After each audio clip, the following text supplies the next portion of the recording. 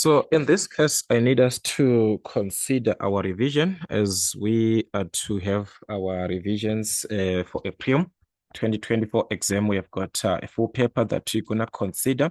Make sure that you go through your instructions. You're given the drawing instruments, non-programmable calculator may be used, and the question paper had 7 pages and 2 pages of the formula sheet. And like I said, just make sure you go through the instructions that you are given, which is very, very important to do so under an exam condition. So we are going to attempt quickly our questions. We were given the first question, which was affecting our network theorems, as we do understand that this time we have got an addition of our theorems considering the Kirchhoff's, the superposition, the Thevenin, the Norton's theorem, and also the maximum power theorem. So you must all know all the 5 part that you are given that is considering from the Kirchhoff. So they can just ask any one of the 5. So in this case, it was of the Kirchhoff's laws. They can give us this circuit and use with the use of the superposition, the use of Thevenin, the use of Norton, they want you to relate how these currents can be found together. So we're not going to waste much time, guys. We are already given our currents, as we know, Kirchhoff's law. The currents are supposed to be indicated. So we are given I1 from A to B. If you take a closer look, I think we actually worked with this type of a circuit before, if you still remember. So also given this I2, then this current I1 minus I2. In this branch of CE, we are given the current going this side, which is the same way like this way, guys, in the same direction, which is I2 minus I1. And this branch of DE, this line of DE, the current is also given. So it was an easier part when it is like that. What you just need is to consider the loops that you're going to use in calculating this. So I'm gonna, in this case, I'm gonna use this first loop from A to B like this loop, okay? Going back to the point A. So this is the first loop that I'm gonna consider. It's your choice, guys, on that part of the loops that you're going to consider. All right, so like I said, that is going to be my first loop. I'm gonna take this as loop 1. As we do understand that the voltage 20, it is supposed to be equivalent to the sum of the voltage drops that we're going to have current times resistance. So we are given a potential 20, and according to the flow of current, we're going to take the direction of this current to be a positive. So that is going to be 20 is equal to, now we consider the voltage drops. From A to B, there's nothing. Okay, so let me just write also the letters for this loop that I'm considering. Is from A to B to C, then from C to E, then from E back to F, and from F, gonna go back to the point A. So as we consider from A to B, we do not have any resistance in this whole path here up to B. There's nothing to be considered. So just leave that part, move on. B to C, the current flow and the flow of the loop is in the direction B to C. The current is flowing in the same direction. So it means that that is going to be a positive. When it is like that, you take it as a positive. So 10 times the current, which is I2. We move on from C to E. As we can see, from C to E, we are moving in the same direction as the current is. So it is going to be a positive also. 40 into I2 minus I3.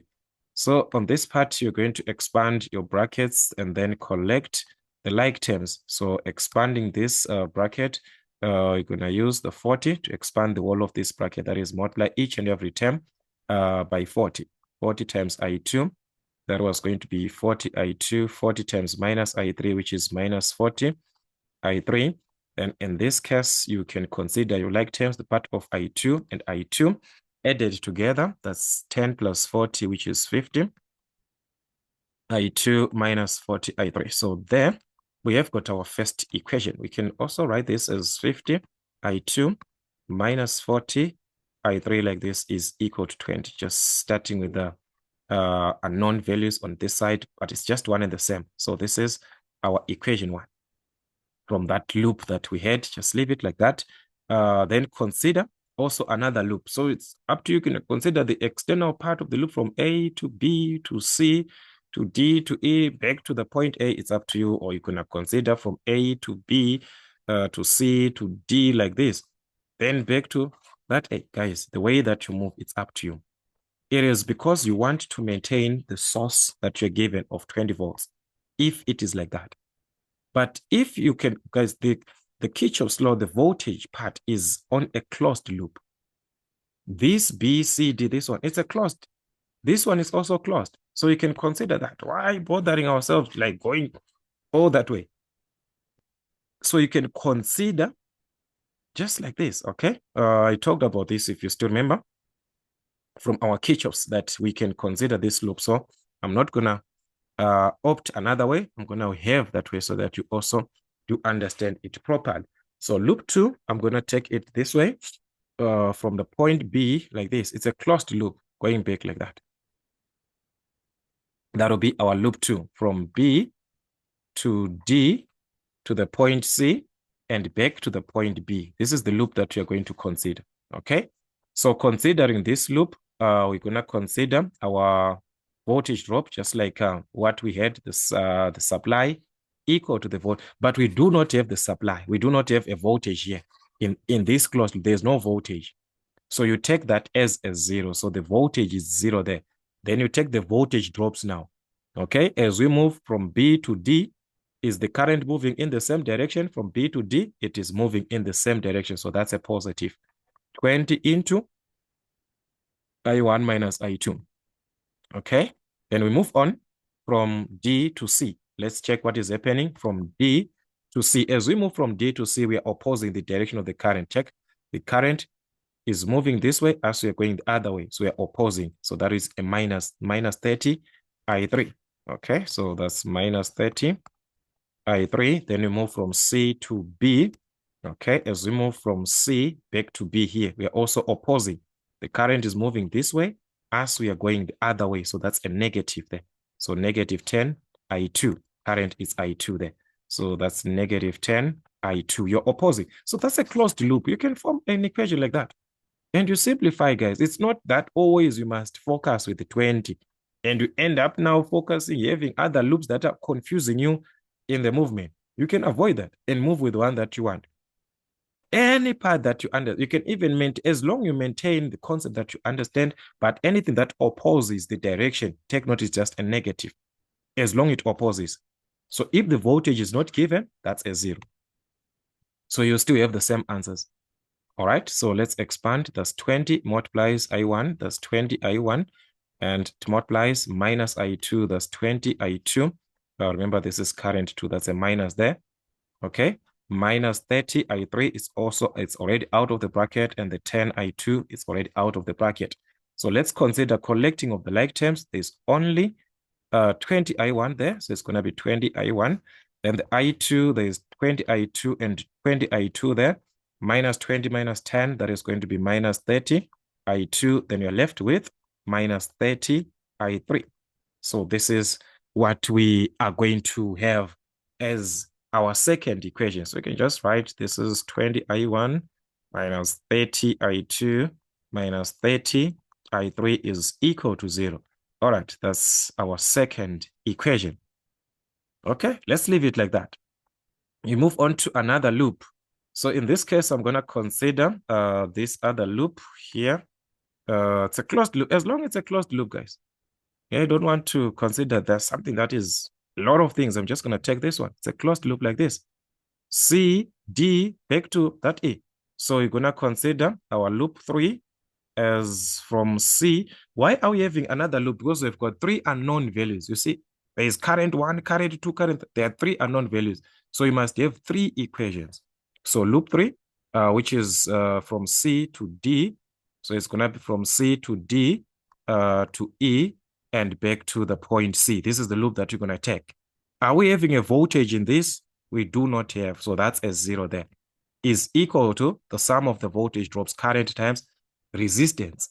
So let's consider from C to D. From C going to D, we are moving in the same direction as our current from C to D. So that's a positive 30 times I3. So that's 30 I3. From D to E, as we move from D to E, we are moving in the same direction of our current. So that's a plus. So 25 into, this is I1 minus I2 plus I3. So the I3 there is the current 3 is there. If you expand, it's just minus current 2 plus I3. It was just supposed to be written like this. So there's no problem there of opening another bracket and having another bracket. Just leave it like that. Then we move on to the other part, E to C. As we move from E to C, going to C, look what is happening. We are opposing the direction, the movement. The arrows, the current is going this side. As we move in the loop, we are going the other way. We are opposing. That's a minus. So it's minus 40 there into I2 minus I1. So that's a minus 40 into I2 minus I1 as we, that is I3, I2 minus I3. All right, that is I2 minus I3 here, I2 minus I3. So we have created an equation that we can actually just simplify, expanding the brackets, collecting of like terms. So that's 30 I3 plus expand everything by 25. That's we're going to have 25 I1 minus 25 I2, 25 and this, that's 25 I3 minus 40 expands. Okay, so that's going to be minus 40 I2 minus and the minus here. That will be a positive 40 I3. Okay, so as we can see, there is I1 here, just this one. So that is going to be 25 I1 that we are remaining with in that case. So we've got 25 I1. Then let's consider I2. There is I2 here. There is also I2 here. So it's minus 25 minus 40, which is going to be minus 65 I2. So you have to consider the part of I2. So that's minus 65 I2. Then the part of I3, we've got this one and this one and this one. That's the part of I3, 30, 25, 40, and so on. So it was going to give us 95. So that's 95 I3. So we have formed the equations, guys. This is I1 minus 65 I2 plus 95 I3, like that, is equal to 0. And that is our third equation. So as we are to solve, what is our question exactly focusing on? The question is we're supposed to use these Kirchhoff's laws to calculate the current I3 flowing through the 30 ohm resistor, the current I3. So we are focusing on finding I3 with these three equations. I think, guys, you have seen how to create or have these equations that we have here. So as we are to find I3, it is up to you guys because you need to find what? I3 to determine or to calculate I3. Okay, so we can simply do this. Since we have this equation 1, it's like I said, it's up to you the way that you're going to work with. As for me, using the substitution can be easier because, and those elimination part.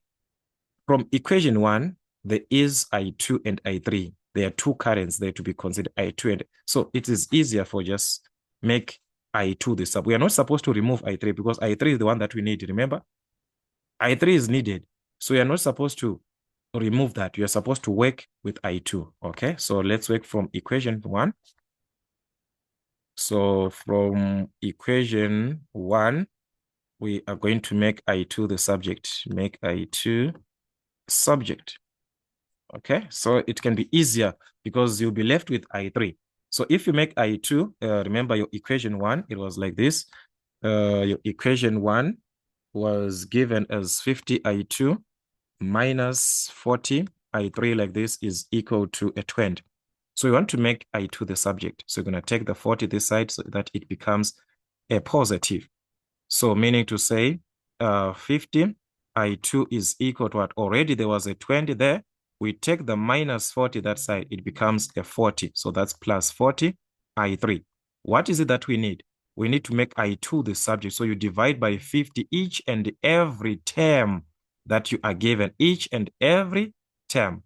So that means I2 is equal to 20 divided by 50, that's 0.4. 40 divided by 50, which is 0.8. I3. So as we can see, we have got an equation of I2 written in terms of I3. It is written in terms of I3. We need I3, remember. So we can now substitute this is gonna, remember we're now at equation 3. So you're gonna consider this as our equation 4. So what are we going to do? With I2 that we have made the subject in terms of writing this in terms of I3, we can substitute now, remove wherever there is I1 in these two equations. Remember you made from, it was from equation 1. So you substitute in these two equations that are remaining, equation 2 and 3, the ones that are remaining. Remember, you made the subject from equation 1. Whatever that you get, you substitute in equation 2 and 3. Okay? So let's see what's going to happen in this case. If you substitute, we're going to substitute this equation 4 that we got. Equation 4 in equation, we said 2 and 3, in equation 2 and 3. So in equation 2, remember, this is your equation 2 here. You're going to see our equation 2 as it was 20I1, the way that it is. We're going to substitute there, okay? So that's from equation 2. All right, so from equation 2, you're given that 20I1 minus, so in place of I2, because what we made the subject, it's I2 is equal to, so you're going to substitute where there's I2. So the 20I1 is going to remain as it is. So it was going to be like this, 20I1 minus 30 in place of I2 there, where I2 is, you substitute now that answer that you got of I2, 0,4 plus 0,8 I3. So many ways that you can answer, guys, as long as you understand it. Then if you check, there was minus 30 I3 remaining because you substituted here. But what about this remaining part? You take it as it is. Minus 30 I3 is equal to 0. Just like that. Minus 30 I3 is equal to 0. Remember, you are from equation 2. Let's just simplify this and see what you're going to have at the end. That is by substitute method. That is what you're going to have. Multiply by minus 30. That's minus 12. Minus 30 times 0,8.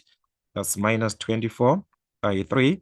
Minus 30 I3 that we already have is equal to 0. So as we can see, we're going to remain with 20 I1. Collecting the terms of I3 and I3 there, that's minus 24, minus 30, which is minus 54. I3 is equal to 12, can be taken. To the other hand, it was a negative, so there it will be a positive. The minus 12 there is going to be a positive 12, which is another equation that we have. We're just going to write this equation aside. Remember, you are now at 4. Just call this equation 5. We are not yet done, guys. We said we are going to substitute in equation. We are going to substitute equation 4, this one, in equation 2 and 3. So we just substituted in equation 2. We need to do the same thing in equation 3. Okay? So let's do the same thing from equation 3. We are substituting the same equation for the same one, but now we are substituting here in equation 3. So in equation 3, we are given, this is our equation 3, remember? 25 I1 minus 65. What is the value of I2? This is what we got. What is representing I2? That's 0,4 plus 0,8 I3, like that, okay? Plus 95 I3. So there are so many ways we're going to also try to solve these equations, like just like equations, not to say we are doing our industrial electronics, just to solve equations, because you can have so many ways to answer to solve these ones, the way that you understand. Okay, so we have substituted in equation 3 so that we can simplify this. All right, let's try to simplify, expand brackets again. So 25 I1 minus 65 and 0,4. You expand that, it was going to be minus 26, minus 65 and 0,8. It was going to be minus 52 I3 plus 95 I3 is equal to 0. So collecting our like terms, you can see that there's only I1 there, 25 I1. The part of I3 is minus 50 plus 95 I3. So minus 50 plus 95 was going to give us 43 I3. The minus 26 to the other hand becomes what? A positive. So this is what we have. We now consider this as our equation 6. So if we check properly, guys, this is what we are used to. Remember, you want to find I3. So we have to keep I3 in our equations. We must keep that. Remember, our major concept is to find I3. So from equation 5 and 6, we can see that it is easier for us to make I3 the subject. It's easier for us to find I3, I mean. You can use the substitution. It's up to you. You can even use elimination. You can even use that elimination. It's now easier for you to make it the subject. All right, this is what I'm trying to say. Let's take equation 5 and 6. From equation 5 and 6. Equation 5 and 6. It's now easier because they are just two unknown values. We are used to that when there are two unknown values. All right, so you're going to take your equation 5, which was 20, I1 minus 54, I3 is equal to 12. This is our equation 5. Our equation 6, it was 25 I1 plus 43 I3 is equal to 26. We take it as it is. So this is 25 I1 plus 43 I3, which is equal to 26. So there you can, it's up to you guys. It's either you're going to make I1 the subject, then you substitute, it will be remaining with I3. Or you can eliminate I1 since what you need is I3. So I1, we don't need this. So remove that. So you're going to eliminate I1. Okay, so in this case, let us eliminate I1. So how can we eliminate I1? Okay, so we're supposed to multiply by 25 here, multiply by 20 here. But I say these numbers can be reduced. The 25 and 20, this one, they can be reduced. By 5 here, you get a 4. By 5 here, you get a 5. So instead of you using the bigger, use a simplified one. You can use that. I'm not saying it's wrong. So instead, I can just multiply by 5. You see that I1 will be the same. 5 times 20, that's 100. I1 minus 5 times 54, which is minus 270 I3. 5 times 12, which is 60. The same thing with the 4. The 4 multiplies each and every term of this equation. Each and every term that we are seeing. So that's 4 times 25, which is 100 I1. 4 times 43, which is going to give us 172 I3. 4 and 26, that was going to be 104. Guys, as we can see, I1 and I1 is the same. So we can subtract these two. That's to eliminate, to remove I1. We subtract. So that's minus 270 minus 172. If you subtract, that was going to be minus 442 I3, which is equal to 60, minus 104, which is minus 44. As we can see, we're just left with what? With I3, the one that we need. So how can we determine I3? Simply divide by minus 442, the part that is multiplying I3. Minus 442, minus 442. So this will cancel. We have got our I3. So that was going to be 0.0995, something like that. So the 3 decimal place, depending with the rounding off of your answers. The moment you try to round off to 3 decimal place, this was going to affect. It's now a 10, it gives here a 1. So at the end, I3 can also be given or can be written as 0.100 like that, which is simply 0.1 amps. That is the only part that we need. So it was focusing on I3. We are not supposed to remove I3 in any of the equations that you are doing. Even if you are using elimination, maybe you write these 3 equations as they are 3. You can eliminate I1, you eliminate I2, then you remain with I3. It's up to you. You can do that. Or you can use the part of the substitution. The substitution, you make the subject. By making the subject, you must make sure that I3 is the one that is found on the other side. It's I2 in terms of what? In terms of I3. Not I3 in terms of I2. Because if you write I3 in terms of something that carries I2, it means you are removing I3 from your equation. And by that, you are finding another current. Then from there to give you. Unless if you are to do that, it's up to you. But you can avoid that because already you're given only one current to consider. It's not like you are calculating all the currents of the circuit. So that was our consideration there. So I think, guys, with the revision that we had before on our Kirchhoff's law, these questions, they are now easier, guys, to attack as we have done these revisions. We just need to work with more questions. Do revise as much as you can. On question number 2, you're given the value of a resistor. Calculate the value of a resistor in this case. Okay. Given it is at a resonance of a resonance circuit where XLXC is equal to 7.5 kilo ohm, and the quality factor, the Q factor, is 2.5. So how can you find the value of resistor given the Q factor and XL or XC?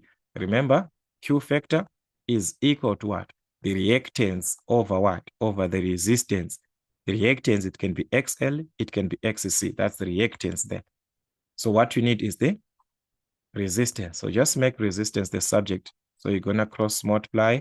QR is equal to X. So you need R divided by Q both sides. So therefore, the resistance was going to be X over Q, which is the reactance. So that's the reactance, 7.5 kilo ohm times 10 to the exponent of 3 over the Q factor, which is 2.5. So that was simply going to give us the value of resistance, which is 3,000 ohms or 3 kilo ohms.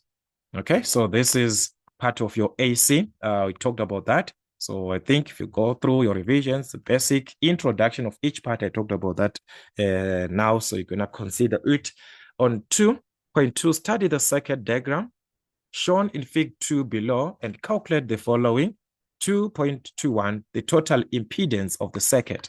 So if we study our circuit, because they are saying study it, study and see what is happening there on this circuit. So we have got the reactances and the resistances given. Okay, so if we consider where I1 is here, we can just say, let's this be the whole impedance. So this is an inductor. When it is like this, they present an inductor. There's a capacitor.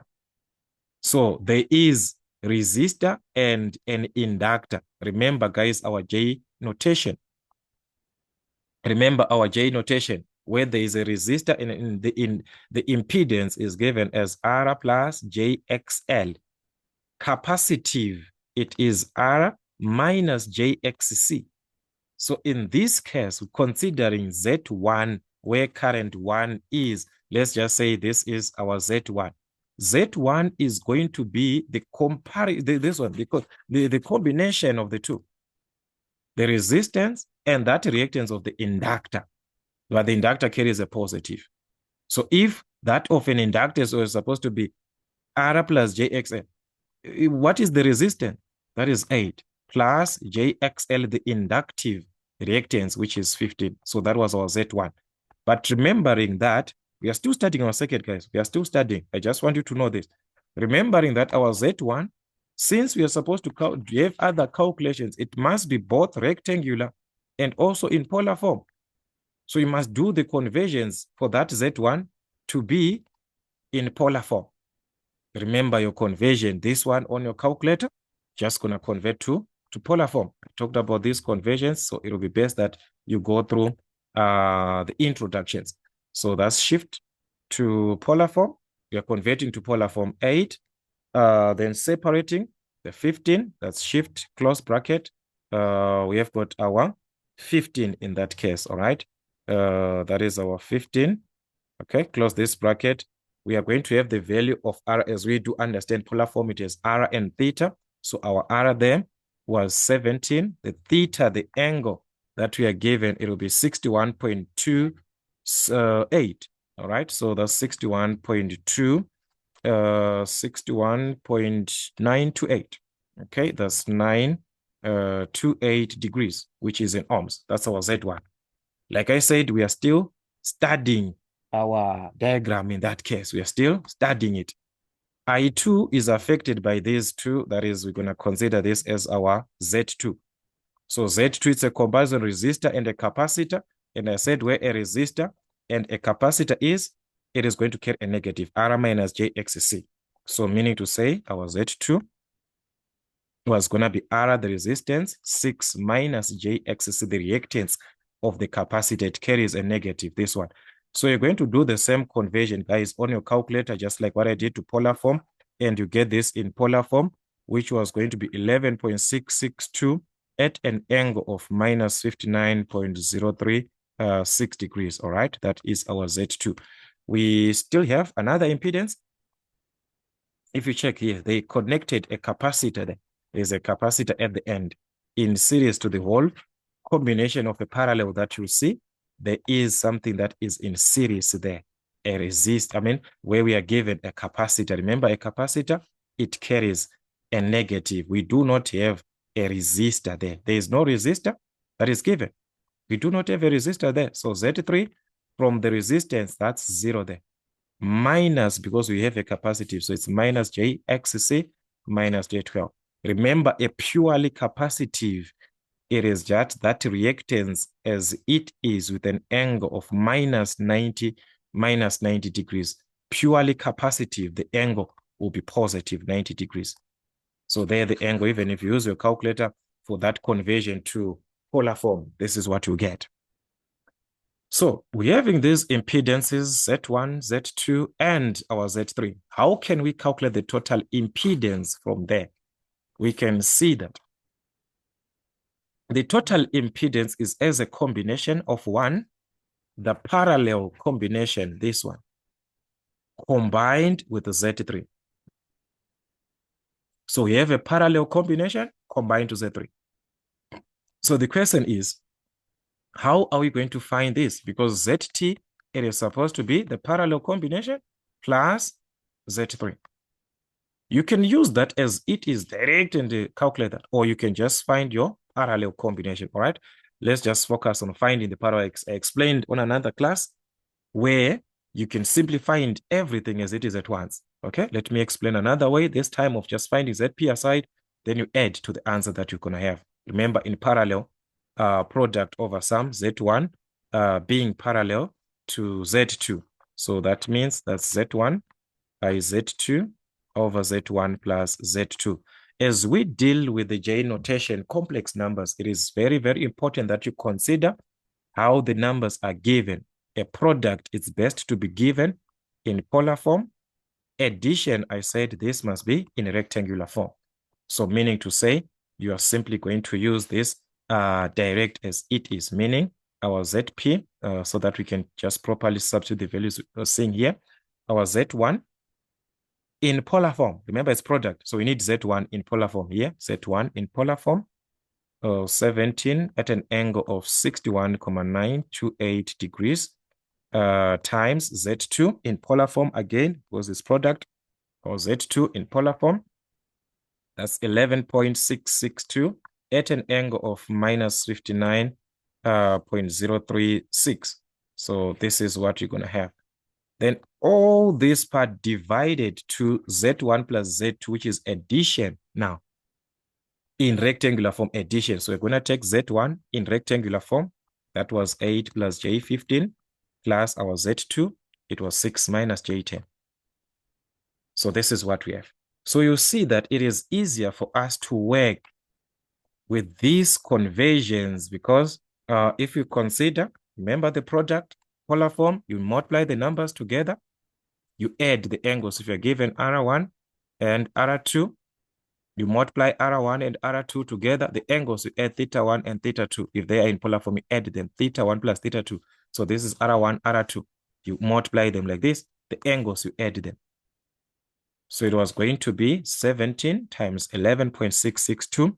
The product there is the one that we need, which was going to be 198, 254. Then the angle, you add these two, 61,928 plus minus 59.036. You add. So if you add, guys, it's just going to be a negative there. You have to subtract at the end. So it was going to be 2,892 degrees to 3 decimal places. Then you're gonna add also, considering the rectangular form. Remember, you can simply add our real terms together, the 8 and the 6. 8 plus 6, which is 14. The imaginary terms together, J15 and J10. So it means 15 minus 10, which is 5. So that's plus J5. Division. How are we going to consider that? Division is best to be done in polar form. So there's a need for us to convert. So it was going to be 198.254 at an angle of 2,892, which is already in polar form. But we have to change this to polar form because we are dealing with a division. So let it be converted to a polar form. Guys, we are back to your calculator. This is the part that I was explaining on your calculator. So on your calculator, you're going to obtain something like 14,866 at an angle of 19,654. Then we can divide whatever that we are having. Remember, in polar form, these you divide the angles, you subtract division. So you're going to divide these two. That is going to be 13.336. The angles you subtract. So it's 2, this minus 19, which is going to be minus 16,672 degrees. That is what we have for ZP, the parallel combination. But as we saw that it must be added to Z3, where addition, we saw that addition must be in a rectangular form. So you will be forced now to convert this ZP also to be written in a rectangular form for the purpose of addition to be done. For the purpose of that addition to be done. So you're supposed to convert now to rectangular form. So conversion to rectangular form, remember that's shift this time. You use rectangular form. So it's shift minus, that's rectangular form. So it's going to be 13, 336, then shift close bracket so that we write this minus 16,672. Close it. That is going to be X. Remember, in rectangular, we need X and Y. So that's 12,775. 12,775. Then the part of Y there, which is the part representing the J, is carrying a negative. So it's minus a J, the part of J there. It's carrying a negative 3,826. This one is going to change into 826 there. So it's 3,826 ohms. That's our parallel combination in rectangular form. In rectangular form. So having this now, our total can be obtained. The total now, because total is this ZP and Z3 combined together. So ZT is ZP plus Z3. As I said, addition must be done in rectangular form. So we are going to take our ZP in rectangular form, 12,775 minus J 3,826 plus the Z3 in rectangular form. Remember, we have our Z3, which we say that's 0 minus J12 or just minus J12. There is no resistance there, so it's just 0 minus J12. That's our Z3. We combine this to give us the total impedance now. This is rectangular form. The real terms on their own. 12 plus that 0, that's going to be 12,775. Considering the part of J, this is minus 3 and minus 12. So it is going to be minus J 15,826. That is our total impedance. Then you can even convert this to polar form on your calculator. You are going to get 20,339 at an angle of minus 51.089 degrees. As I stated there, guys, how to convert this. So this is representing our total impedance. In rectangular form, polar form. So write both answers because you do not know what's going to happen in your calculation. So that is how questions can be like. You can find your ZP on its own, or you could have calculated with Z3, adding that Z3. I talked about that previously. If you consider your revisions, then the total current flowing through the circuit, 2 marks for that. We have the total impedance, the total voltage is there, 200 volts, and there is no angle there. So if the angle is not given, it is taken to be at 0 degrees.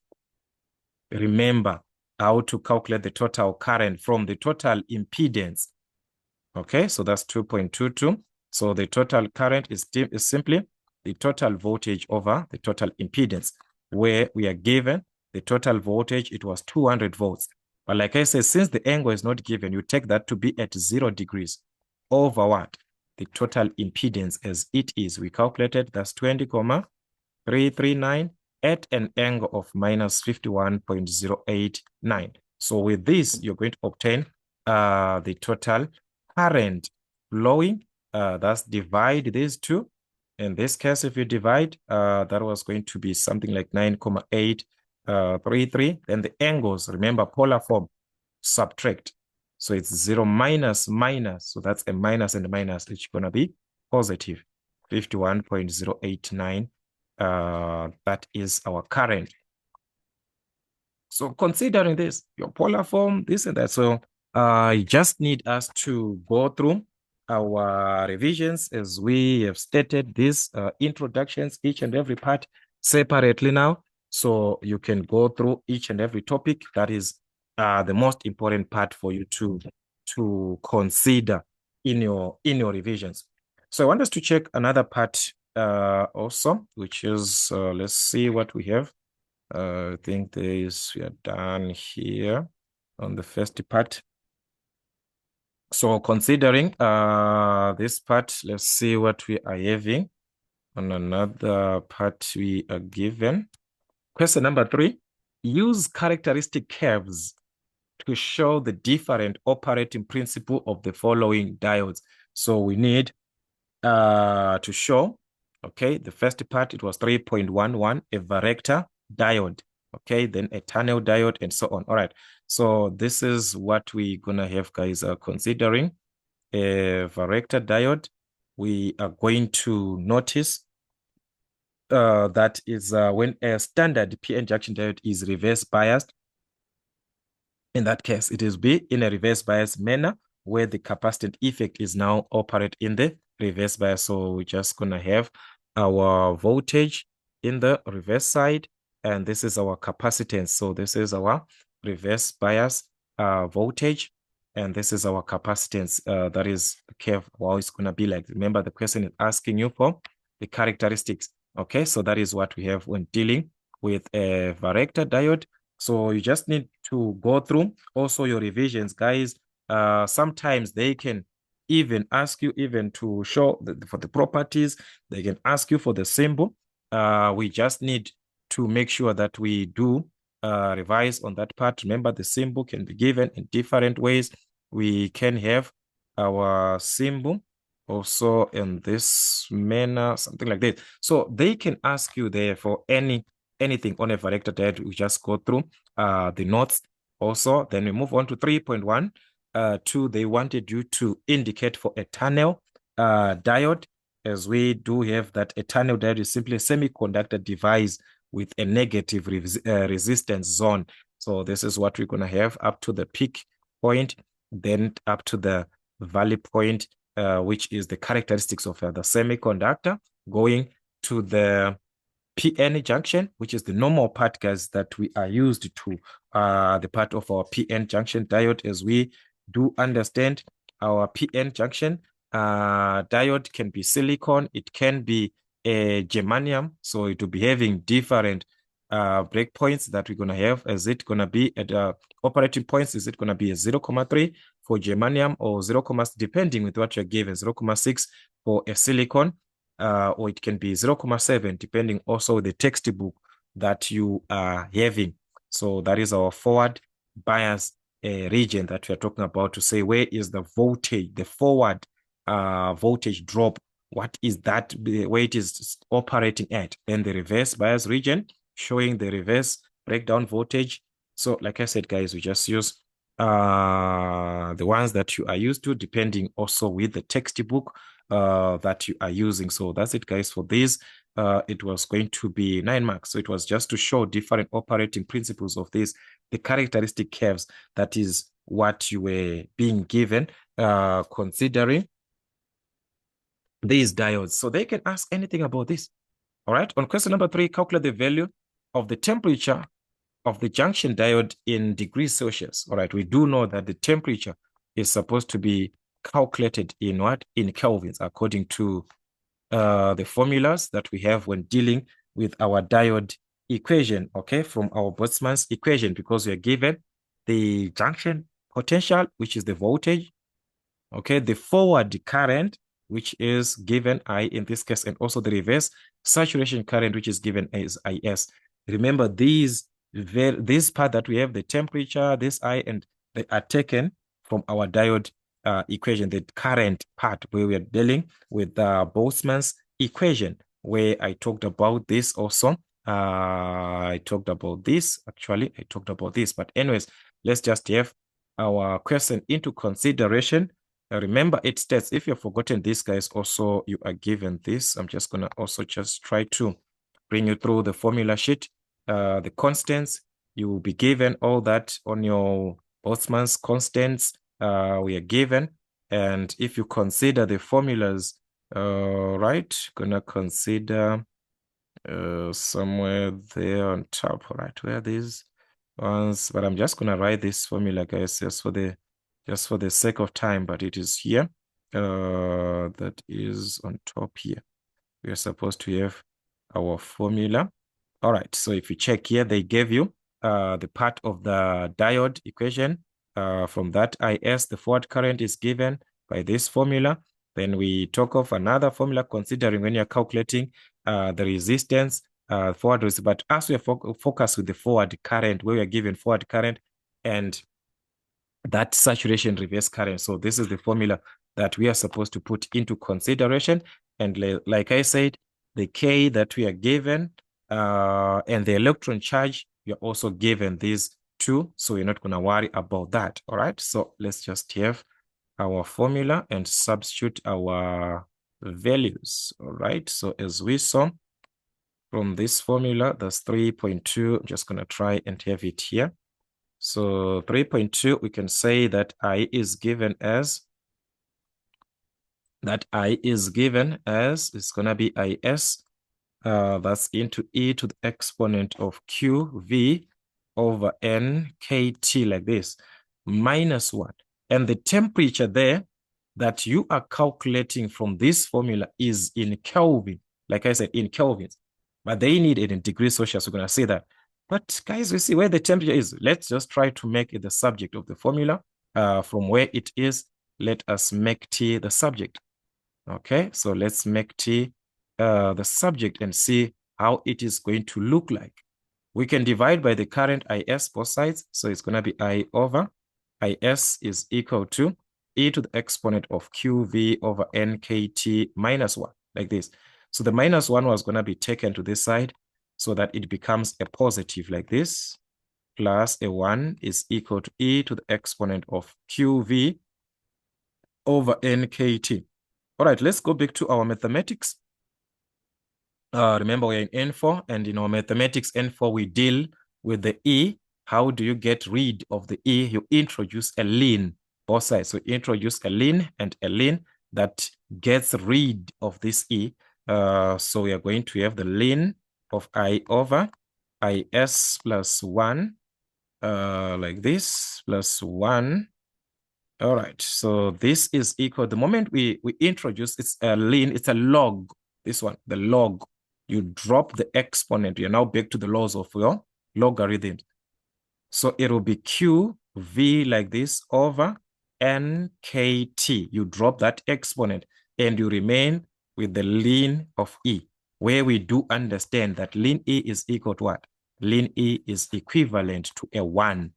Where we see the ln E, that's a 1. So meaning to say there's nothing here, because anything, if you multiply this by 1, it remains as it is. So there's no need for us to write the ln E, but it was supposed to be written like that. So at this stage, I think it is easier for us to make T the subject, because this is the same as over 1. We can cross multiply. The NKT multiplies the whole of this bracket. So it is going to be NKT, the ln of what? That's I over IS plus 1 is equal to QV. Remember, what is it that you want? T. So you can make T the subject here, because this is a product. So T is equal to what? That's QV over what? We have got N here. We have got K. And the ln that we are going to remove, we divide by the whole of this part. By dividing by these guys, we are obtaining the value of T. So that is, we're supposed to make our change of subject. We have manipulated to make T the subject. But as I said, the T that you calculate from this formula, it is in kelvins. Please be careful about that. So let's substitute our values. Remember, when I have our Q, which is our electron charge, we are given this from our formula sheet. Remember, your electron charge from the formula sheet, you are given. That's 1,6 times 10 to the exponent of minus 19. I showed you guys from your formula sheet here, the electron charge, 1,6 times 10 to the, and also the value of our Boltzmann constant, which is 1,38 times 10 to the exponent of minus 23 joules per Kelvin. So V, the voltage, okay, we are given the voltage at that point is what? The junction potential 0,126. So this is times 0,126 volts over what? N, depending to say, is it a germanium diode or a silicon? In this case, we are not given to say it's germanium. There's just say calculate this. But what type of a diode is it? So you assume now to be a germanium, or we just take N to be 1 for a germanium. Okay, so this is the consideration. So just going to take our N as 1. K, like I said, your Boltzmann's constant, that is 1.38 times 10 to the exponent of negative 23 we are given. I showed you guys, times the ln of the currents that we are given there, which is I, the forward, which is forward current 2 milliamps. So that's 2 times 10 to the exponent of minus 3. 2 times 10 to the exponent of minus 3 over what? The saturation, the reverse saturation, which is 15 microamps. Micro times 10 to the exponent of minus 6. Whatever that you have there, we are supposed to add a 1. So this is what you're supposed to have like this. With this, we will obtain the value of the temperature, and that temperature is in kelvins, which is going to be 298,117 Kelvin. Like I said, this is in Kelvin, according to our formula. But the question is, let's go back to our normal calculations before. When you are given a temperature in degrees Celsius, how were you converting to Kelvin? You were adding 273 to convert to Kelvin. So the opposite, how do you get back to the degrees? We are supposed to subtract to the degrees Celsius. So to convert to the degrees Celsius, our temperature will be 298. We're going to subtract the opposite, guys, of what we were doing before. You were adding to get that. Now you subtract. So it's going to be 298,117 minus 273 this time. And this will give us 25,117 degrees Celsius. In degrees Celsius, as we are given the opposite of what you were doing is true. You are adding to get the Kelvin. Now the opposite, subtract. So if you know actually how to solve these equations where you can substitute there in place of these values as they are, you substitute, then you find your T as an equation from, guys, it's up to you. Or you can simply make T the subject of the formula. As you can see, if you make it the subject, it will be easier because you're just substituting already on a formula which gives you direct the value of T. Which gives you direct the value of T that you need. So if you consider that way, it can be of an advantage to understand that concept. All right, on another platform, we are given, all right, so let's just have a space here. Let's just have a space here. So also considering question number 4, there we're not going to waste much time. I talked about this on a separate part as a topic on its own. Also considering the LC pi filter as it is, we've got an inductance and 2 capacitors, C1 and C2. So we are given the circuit and also the presentation of the waveform. So you're given that it's of a full wave rectifier with a filter circuit and its waveform in Fig 3 above is the following information. Okay, so we're given the values, the input, power supply, which is 250 at a frequency of 50 hertz. Capacitor 1, capacitor 2, the inductance, RS, the series resistor, and RL. So this is what we have, our RS, everything. Remembering that this 100 volts that we are seeing is representing the voltage before this capacitor, which is our VDC. So that is our VDC there. Remember, at the output, after the second capacitor, that's we have the VDC at the output. Considering before the capacitor, we have got the ripple voltage, RMS ripple voltage, and at the output after the capacitor, we could not consider the ripple voltage, the RMS ripple voltage, but with a bar like that at the output. The same even with IDC. Here it will be output. That IDC that is flowing here, it will be given just IDC before the capacitor C1 at the output. So remember your filters, guys. I talked about this and also the formulas necessary for you to calculate everything that you'll be given. So just go through. So what is it that we are given? We are given VDC. From this information, we also have VDC at the input at C1. This is at C1, okay, which is 100 volts. This is from the filter circuit. What about from the waveform? What is it that we see, the difference that we are seeing from those part that is being ripped off? That is the ripple peak to peak that we are given. So we have got the ripple peak to peak there. We are given this, which is what? Which is 10 volts. The ripple peak to peak voltage, we are given that. So with this information, they are saying calculate or determine from this information now.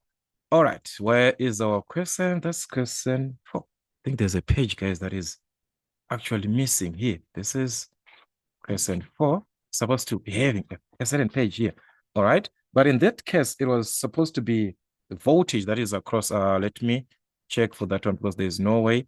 Also, our question 5 will be missing. All right, let me check, guys, what happened with this one. All right, so there it was to calculate the following. 4.11 was the DC output voltage. So like I was stating, at the output, that will be VDC, like with a bar like that, the output. At the output, we must consider what is it at the output. This is the one they are considering after this result. But take note, there's RS there. And like I stated, guys, in our formulas, I'm just going to have it here. That's question 4.11. I said that at the output, VDC can be calculated. We're going to have our formula RL over RL plus RS times VDC. We are also having these formulas from our formula sheet also. So, like I said, on the formula sheet, you are not having like the direct formula. You're supposed to know what is happening because this is what you're going to have. This is your formula sheet, remember? So you've got the VDC at the output after the second capacitor. This is the one that you're going to have. All right. So take note, what are you working with at the output there? That is the one that you have to consider in that case. All right. So considering this, we are going to substitute our values as we saw from this one. The one that we're going to have. So we're going to substitute our values. That's at the output. RL is given 7 kilo ohm. That's 7,000 times 10 to the exponent of 3. That's 7,000 over what? 7,000 plus RS, which is 20. Whatever that you're going to have, you're going to multiply with what was there before at C1, the VDC at C1, which is 100 volt, the one that you're given from the circuit. So that was it, guys. This was going to give the output of 99.715 volts. This is at the output. It is happening at the output. So I explained about this, guys. Just make sure that you go through your LC pi filter as it is on its own. Then the ripple factor. So remember, the ripple factor at the output is supposed to be taken from the VDC at the output over we are supposed to consider RMS. Okay, remember the AC, guys, at the output. RMS ripple over what? Over our VDC at the output. So it's AC over the DC. We are also given these formulas from our formula sheet. But if you check, we do not have this. We calculated this, but we do not have the ripple voltage at the output. So considering our formula sheet again, so let me just bring you there so that we can see how to connect these formulas. One, we need the ripple factor that is at the output. And if you check that ripple, because it's considered the full wave, okay? It's considered to be a full wave according to our information. So in this case, we've got this one that here has got the, according to our form, there's this one that has got the 2 pi f squared. This one is for a half wave that we are seeing there. Okay, this one is for a half wave. For a full wave, it is going to be having 4 pi f squared. So it's going to be like this 4 pi f squared, which is simply representing that 16, the one that I also gave as 16 pi squared f squared LC. And this is the capacity, this is for the second capacitor. So it must be from the ripple RMS that you were given before over this for a full wave. So this is pi squared, this one, 16 pi squared f squared, or this one, 4 pi f squared. The 2 pi f is for a half wave. We are considering for a full wave rectifier. You must use the 4 pi f. But if you check now, we do not also have the RMS. That one we do not have. But what is it that we have? We've got the ripple peak to peak. If you consider from our information, this is where our information is. If you consider there, what is it that we are given before? From our information, it was the ripple peak to peak voltage. That is what we have. And these are the information. So let us now use that information to find, okay? Let me just write stage by stage, guys. So this is 4.1 set at the output. We are going to consider the AC at the output, which is our RMS ripple voltage over what? Over our DC at the output. So with this information, you had to calculate this at the output. You had to calculate, and I said, using the condition that it is a full wave, all right? Using the consider that it is a full wave, we are going to have this as, we're supposed to have our formula. Okay, let me just separate, you understand me, guys. We saw that this formula for our RMS ripple voltage at the output, it was going to be the ripple RMS before the first capacitor, that is at C1, over what? For a full wave, that's 4 pi f squared LC. And that is for the second capacitor, or you can write this as 16 pi squared f squared. In place of this, you can write it as this one. And this is the AC frequency, okay? Remember, also consider the ripple frequency if you want so many ways. So if you consider as the AC frequency, this one, you take it as this one. You have to consider, say, full wave. It's going to be a 4. So my question was, we do not, even if we want to use, but we do not have these. Do not confuse with this one. It is the ripple peak to peak. There, we need the RMS ripple. So what can we do? Is there a formula which connects the ripple peak to peak, this one, with our RMS ripple voltage? So this is where the part that I was trying to explain from your formula sheet to say, we need a formula to find the RMS ripple, this one, but having or calculated from what? From the ripple peak to peak. Is there a formula like that we can actually use? Okay, so you have to consider there's this formula here, which is considering the RMS with the peak to peak, this one. It is given that the RMS voltage, which is this one at C1, this is at capacitor C1 at the input at C1. It's going to be the ripple peak to peak over 2 square root of 3.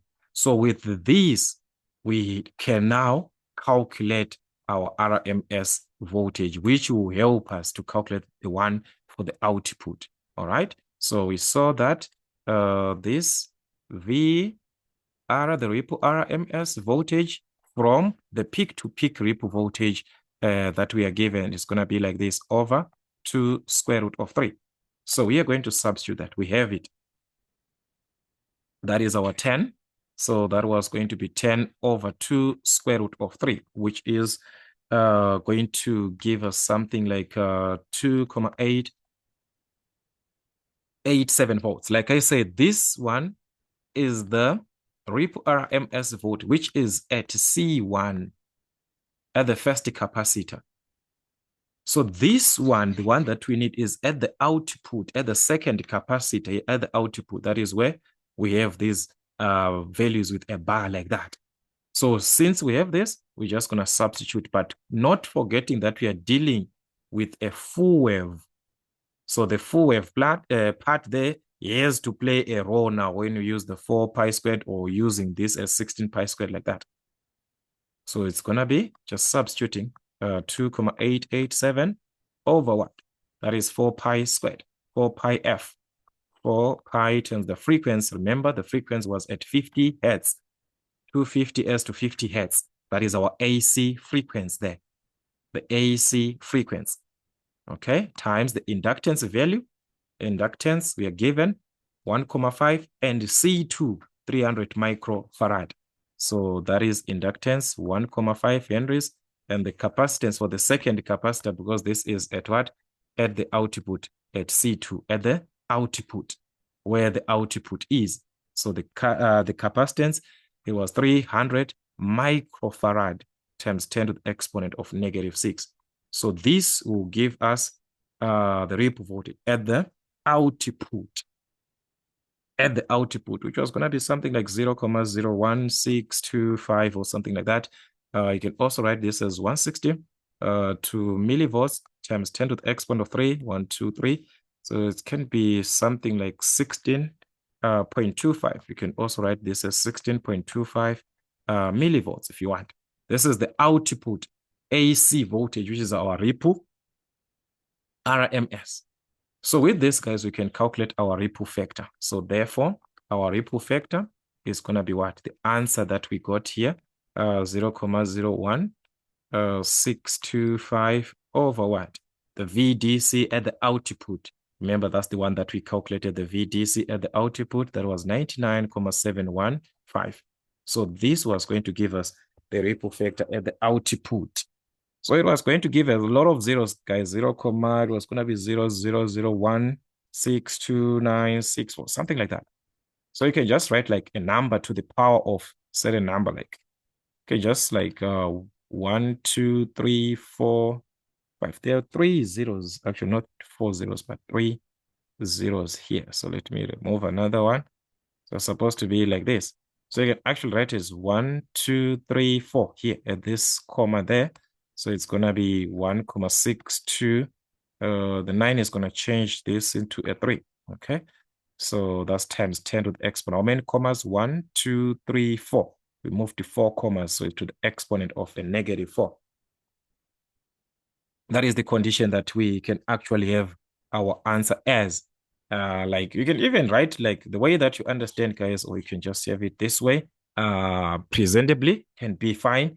So you see that sometimes you'll be given some question where you need to just find this if the information was there, but because of that, you do not have some of these, you must opt now. Which formula am I supposed, in that formula that you're supposed to use, you'll find out something is missing from that formula. Find that part which is missing. Then substitute. By finding this, you find another one. So it's not always that questions must be direct, where you'll be given everything. You just need to substitute. Yes, questions can be taken. This question that has got 6 marks, like what we can see. It can be taken as a stage by stage. In actual sense, before we calculate the ripple factor, we saw that we need this. So it was supposed to be a question asked in a stage by stage. Okay, so in another question paper, they are going to, in another exam, they can ask you like this: calculate the RMS voltage at C1. You calculate that. Okay, it's a question on its own. You calculate that. After that, they ask you to calculate at C2. You calculate that at the output. Then after that, they will ask you to calculate the ripple factor. Meaning you say, this one is a crescent, this one is a crescent, this one is a crescent. But here they just combined it at once. So be careful when you're answering these questions. It can be like that. All right, let's consider question 4.2. Define. You're asked you to define the term voltage regulation. So simply, that's the change that can happen in the output voltage, which is at full load for varying conditions. Remember, the voltage regulation is simply the voltage at no load minus the voltage at full load over what? The voltage at full load, like considering voltage regulation. So the change that is happening, the change in the in the output voltage, the change that is going to happen in the output voltage for varying load conditions. Okay, so that's simply the change in output voltage, the change that is going to happen in output voltage for what? For varying conditions, for varying load conditions. So that is it, guys. It's just going to write in a way that you understand. Then we are given on 4.3, a full wave power supply delivers 30.5 volts under no load conditions. So the voltage at no load is given as 30.5 volts. Determine the percentage regulation. Now they need percentage regulation. This one, it was voltage regulation. Now it's percentage. So simply, you multiply that by 100% for it to be a percentage. That is the only thing. So should 23.4 volts be delivered under full load conditions? So we have the voltage under full load conditions, which is 23.4 volts. And I said, when you just consider the voltage regulation, you were considering voltage regulation as what? The voltage at no load minus the voltage at full load minus, okay, everything over the voltage at full load. But this one is now a percentage.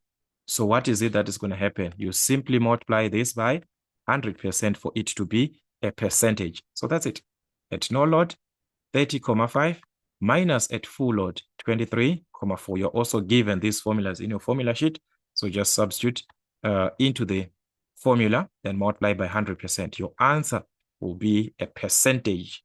That's percentage of the voltage regulation, 30.342%.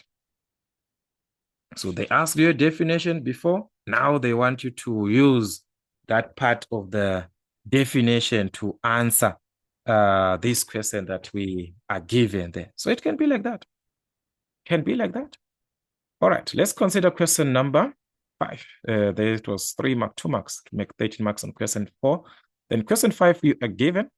Indicate whether the following statements are true or false by writing only true or false next to the question number 5.11 to 5.13 in the question in the answer book. Okay. 5.11, the common base emitter, the common base amplifier has a very high output impedance. Okay. Common base. So considering a common base in terms of the impedance, can we say it is high? The common base, and this is the impedance. So considering the impedance, we have got our input impedance for the ranging of a common base. It can, this is input is low, the output, sorry, reading this one from the input, guys. I was actually like, input is from 50 to 150, something like that for the input. For the output, it ranges from something like 300 to 500 kilo ohm on the output. So the output is very high. Considering a common base, output is very high. Considering the output, it is very high. So meaning to say, this is actually true. Then for the common base amplifier, here's a voltage gain less than 1. The voltage gain of a common collector. So a common collector, considering the voltage gain is truly, it is less than 1. This one is less than 1, which is also supposed to be true. And the common emitter, take note, common emitter amplifier produces 0 phase shift on output. Considering the output phase, it is at 180. This one, it is at 180 out of phase. Is 180 out of phase. So many say this is false, because this is totally out. It's supposed to be 108 out of phase. Actually, there's something that, let me try if I can have it. But considering these properties, we're going to talk about this having notes, like considering these ones, it can help us in our, because they're going to ask those questions like these ones. All right, 5.14, crossover distortion occurs during the period when the one transistor brings to switch off and the other one starts to switch on. This is very true. This is very true. And every linear circuit has input and output can be analyzed as a two-port network. In these networks, there are four hybrid parameters. Okay, that's very true. Remember, considering this, we've got the four hybrid parameters, considering the HI, considering the HR, considering the HF, considering the HO. These are parameters that are taken, so they're actually four, which is actually true. 5.4, list any four advantages that the field effect transistors have over bipolar transistors. The field effect over the bipolar. So remember, there's no offset voltage when used as a switch. So there's no offset voltage when used as a switch. When used as a switch, there's no offset voltage. Considering there is small gain bandwidth, small gain bandwidth. Another part to be considered there, we can talk of low noise level. The low noise level has to be considered, and also it is relatively immune to radiation. All right, relatively immune to radiation. So these are some of the other points that I'm having here. Relatively immune to radiation. You can also talk of good thermal stability. We also talk of the good thermal stability. That is thermal stability in that case. Good thermal stability. We also consider extremely high input impedance. Okay, that is extremely high input impedance.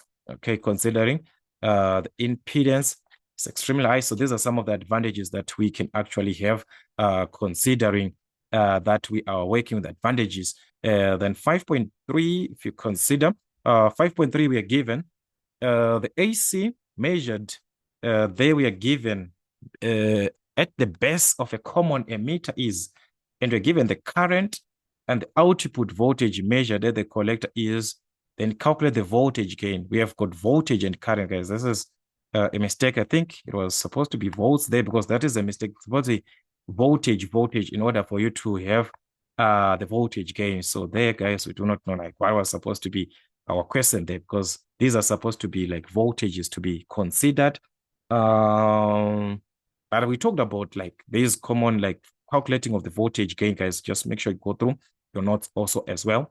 5.4, explain the subscript HFB from the typical parameter. Remember those hybrid that I was talking about before? So they are saying this is HFB. If you're given HFB, what is it that you're talking about? HFB. So the H is supposed to be representing the hybrid parameter. Okay.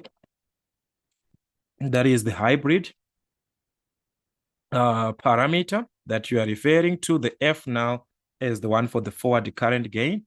So this is the forward current gain. Then the B is going to show us that is it common base. If it is E, common emitter. If it is C, common collector. So the B is representing the common base. It is representing the common base.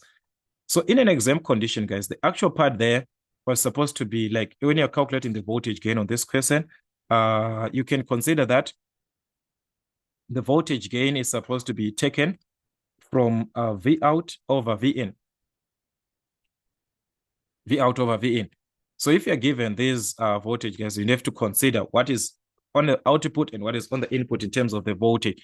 But there we are given, these are the current. So you do not know, is it a mistake on current or what? So guys, let's just leave it like that so that we do not have answers which are not typically to what it was supposed to be like. Then on number 4, question 6, sorry, we're given 6.1, calculate the value of a feedback capacitor for an integrator amplifier. Remember, an integrator amplifier, it is the one of this nature where the capacitor is used as a feedback. The capacitor is used as as a feedback. So we are going to be having something of this nature with our input and with our output like this. So the capacitor is used as the feedback. So the question is not about that capacitor being used as a feedback or what. It is to calculate that feedback capacitor. So how do we calculate it? Knowing that it's an integrator circuit and you're given the input voltage and the rate of change. Remember, the rate of change is the one that represents our V out. When you wrote that formula for V out, I said it represents the rate of change minus 1 over RC, the integral of Vn with respect to that we had. It represents the rate of change. The moment we write this as minus Vn over RC in like this, it's the rate of this one, the V out, is the rate of change, because that whatever that you have there will be volt per second. So they gave us that rate in that case. So we can just make it the subject. We can make C the subject because we need the value of the capacitor, this one, C. Value of the capacitor, we can make it the subject, okay? So cross multiply, that's going to be V out, RC in is, okay, this is just RC case. Where am I writing the C? The C is V in, then the R in there on R in. C is just C as it is. That's our R in. There's going to be Vn. Then want the capacitance value. So just divide. That's Vn will be what? The voltage out times the input resistance, where this is your rate of change. Remember, the rate of change, V out. So you're just going to substitute, guys, or Vn. The input voltage, that is Vn, we are given this is 4 volts. So let's substitute, that is 4. So it was going to be 4 over the output, that is the rate of change that we are given, minus 3,3 volt per second. So that's the minus 3,3 volt per second times R in, the input resistance that we are given. At the input, there's a 10 kilo ohm resistor.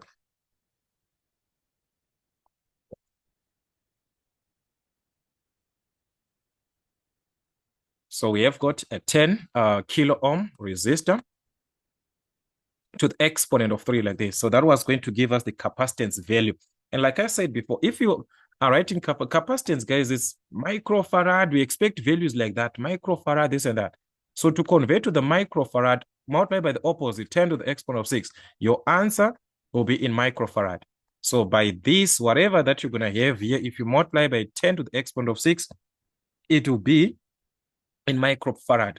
All right, the V in, it was a negative there. The V in, I wanted to say there's a negative that we left on our formula here. It's minus V in there. There's a minus, so there's a minus there. Okay, sorry for that. You must have a negative there. So that negative will cancel. Was like, where can capacitance be a negative now? All right, so that is it, guys. You're going to obtain 121,212. The moment you multiply this, the answer that you obtain is already in microfarad. It is already in microfarad. So that is the idea there of our question 6.2. All right, of our question 6.1, then 6.2, they needed you to differentiate by means of neat labeled diagrams between operational amplifiers connected in differentiating mode, integrating mode. So for the integrating mode, I already explained this one. This is one that we used here. All right, so they want you to differentiate between the two, the integrating, the differentiator and the integrator. So remember, the different is one that we have the capacitor first. For the differentiator, the input is the capacitor. All right, then the feedback is a normal resistor, as it is, guys. Our feedback will be a normal. This is for the differentiator. The feedback is our normal resistor, RF. This is our feedback, our normal resistor. So that's it. Something of this nature. So we've got our capacitor C in. This is the input voltage, and that will be our output voltage. All right. So this is for the differentiator. That is for the differentiator in that case. Then for the integrator, I talked about this, guys. This is one that we drew before, where the feedback is now a capacitor. You're now having a capacitor at the feedback here. You'll be having your capacitor. So that's it, guys, to the output. So we're going to have something of this nature, our V in, resistance, the capacitance, then that's our V out. With this, we talk of the integrator, which is the integrating mode. That is the integrator in that case, which is the one in the integrator. They just wanted you to draw those. You are supposed to know those diagrams, guys. 6.2 name two applications of SCR for the silicon controlled rectifier. It can be used in relay circuits, which is the relay control. We can use it, relay control, the time delay circuits. They can be used there in our time delay circuits. We can also use this in our static switches. All right, the static switches, they also use the part of the silicon controlled rectifier. 6.4, how many breakover points does the voltage or ampere that we have, characteristic curve of a diac show? Considering a diac, how many breakover? There are two. All right, so a diac, guys, will be having something of this nature on the characteristic curve. It will be something of this nature also.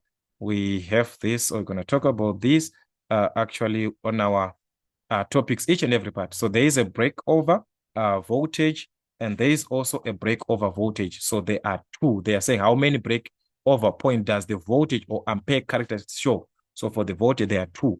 So we are talking of two breakover there that are affecting. So it is very, very important for you to note that.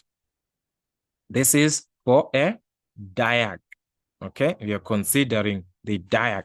Then 6.5, draw a neat labeled basic construction and symbol of a triac. Now they want you to consider a triac.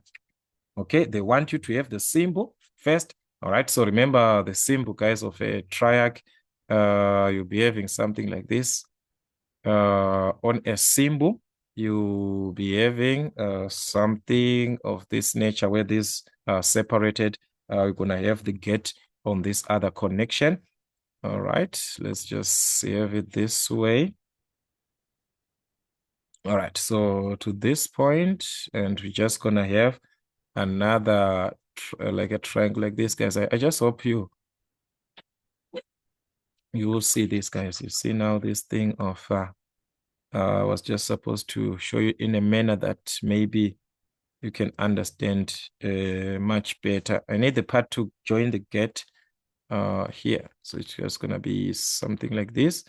Then we got yet our gate this side, and we have got another plate this side like this one.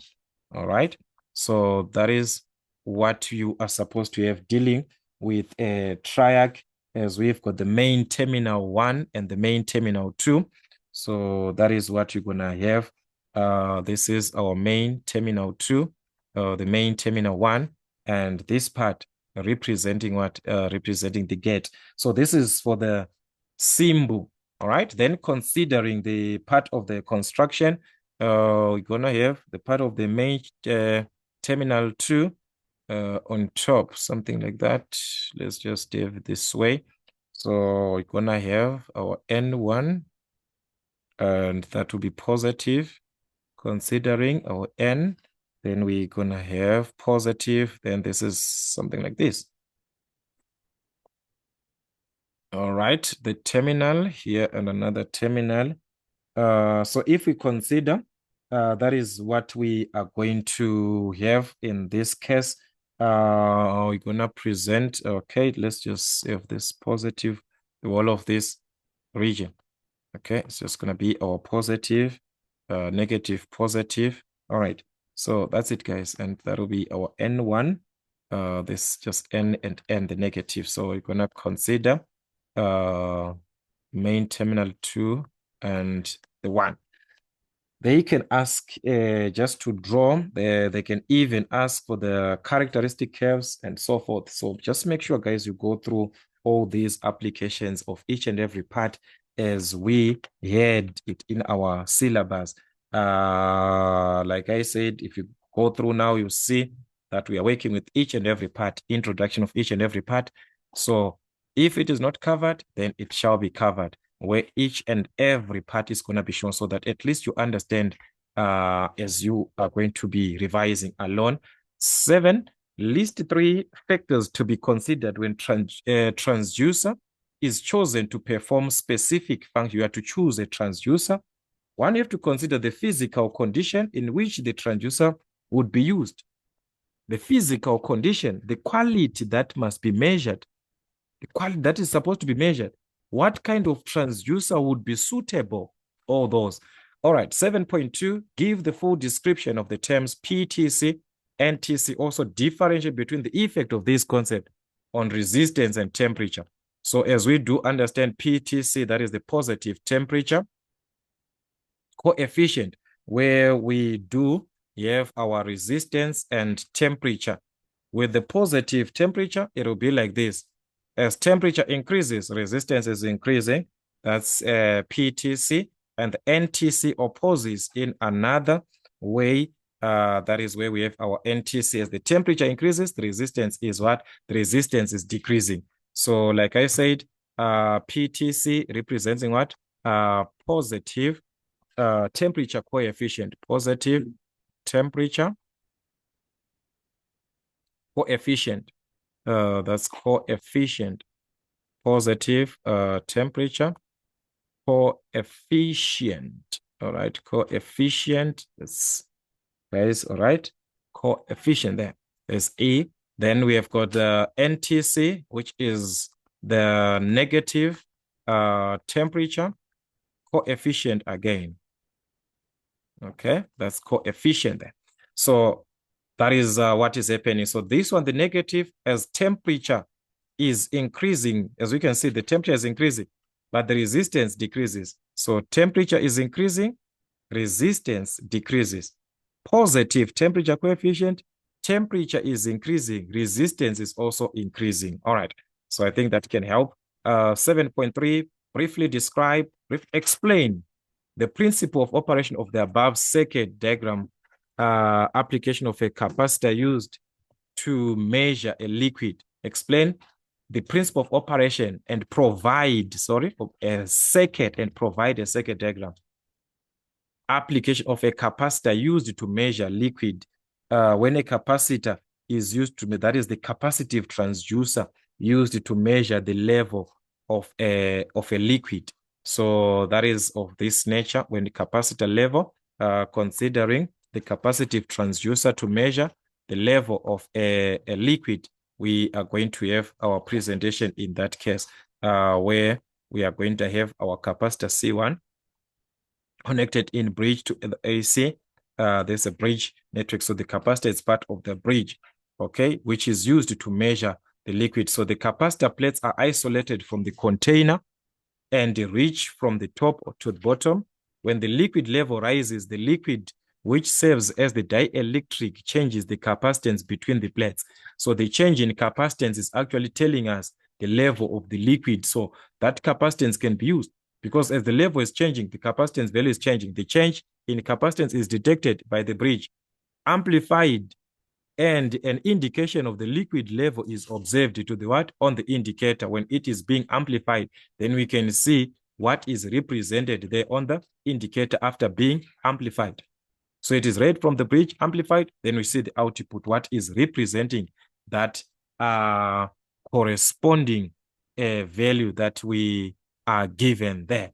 So it depends, guys, with the information, the textbooks that we are using, depends also the explanation of the textbooks also that we are using. Question 8, draw a neat labeled sine wave pulse magnified. Take notes, magnified, and give the range percentage for rise temperature, for the rise time, and the fall time, and its pulse width. Okay, so remember, we are supposed to have our percentages in this manner. We are gonna have our frequency, the pulse setting like this, and we're gonna have a lower value. This is the difference between there, giving what, which is representing the pulse width. Okay, so you're gonna consider the difference. So actually behaving different values taken from zero to gonna be from zero there, going to the 10%, half of it, which will be at 50%, nearly closer to the end there at 90%. So that is how our diagram can be given as, which is wavelength values 10%, 50%, up to the 90%, and so on and so on. All right, so that there, guys, I just need you to go through your theory. I think it's gonna be fine. Your theory there. Choose description from B that matches figure A.